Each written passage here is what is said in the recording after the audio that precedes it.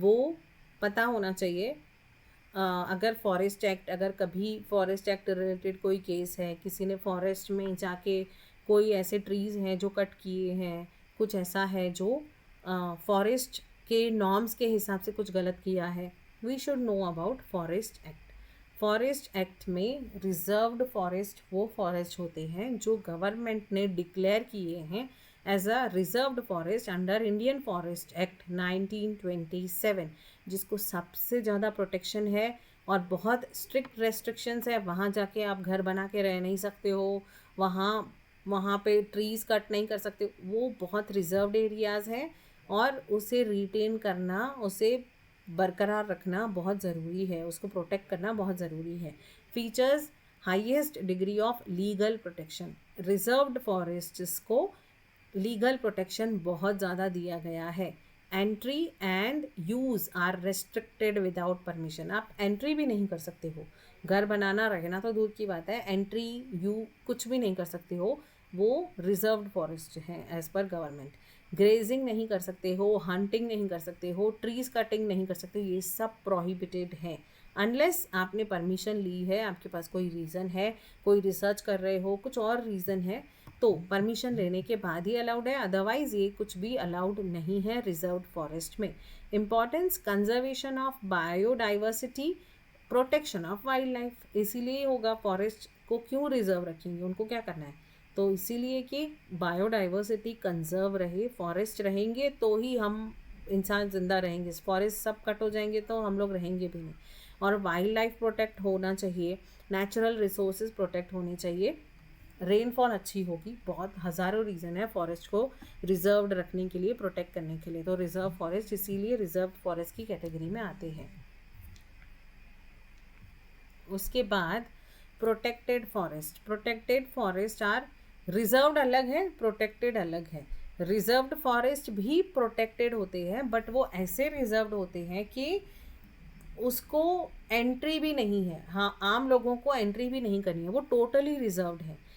Protected कैसे हैं, जहाँ पे गवर्नमेंट का कंट्रोल लिमिटेड है, वो भी प्रोटेक्टेड ही है वो, लेकिन वहाँ पे ऐसा नहीं है कि आप एंट्री ही नहीं कर सकते हो। तो protected forest are forest where government has limited control and protection over forest produce and land. तो फॉरेस्ट की लैंड और फॉरेस्ट के जो भी ट्रीज़ हैं उस पर सब पे गवर्नमेंट का हक होता है, कंट्रोल होता है, बट ऐसा नहीं कि आप जा नहीं सकते हो, तो वो प्रोटेक्टेड फॉरेस्ट है।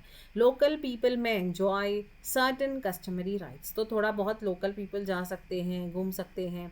Government can regulate activities such as grazing and tree cutting, तो वहाँ पे भी ट्री कटिंग और ग्रेजिंग, जो घास को ग्रेज करना है या कुछ फ्लावर्स वगैरह लेके आना है, वो उसके लिए भी गवर्नमेंट एक्टिविटीज़ को रेगुलेट करती है, फुली अलाउड नहीं है, कम स्ट्रिक्ट है। रिजर्व फॉरेस्ट एकदम रिजर्व्ड है, उसमें बहुत ज़्यादा स्ट्रिक्ट है। और ये जो प्रोटेक्टेड फॉरेस्ट हैं वो इतने ज़्यादा स्ट्रिक्ट नहीं है। ऑब्जेक्टिव ये है कि balance between conservation and local use of forest resources. Forest resources का लोकल यूज़ कर सकते हैं बट कंजर्वेशन, फॉरेस्ट को बचाना ज़रूरी है।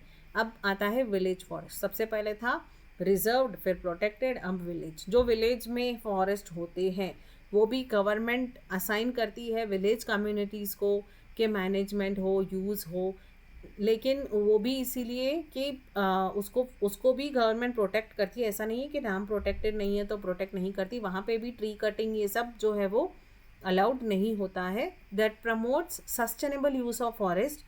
फॉरेस्ट को ऐसे यूज़ करो कि सस्टेनेबल करो, ऐसा नहीं कि एक ही दिन में सब झाड़ काट के ख़त्म कर लिया, तो सस्टेनेबल करो, उतना ट्रीज़ को बढ़ाओ भी, उतना अगर फॉरेस्ट है उसको सस्टेनेबली रखो ताकि वो हमेशा रहे।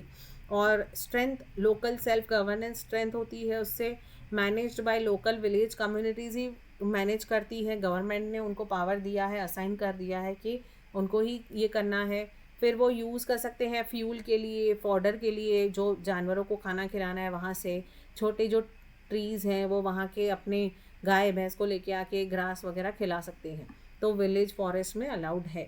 Encourage community participation in conservation. उससे क्या होता है, जो कम्युनिटी है, जो विलेजर्स हैं, उनको भी पार्टिसिपेट करने मिलता है कि वो भी फॉरेस्ट को कंजर्व करें। गवर्नमेंट उनको असाइन करती है कि आप ये कंजर्व करो।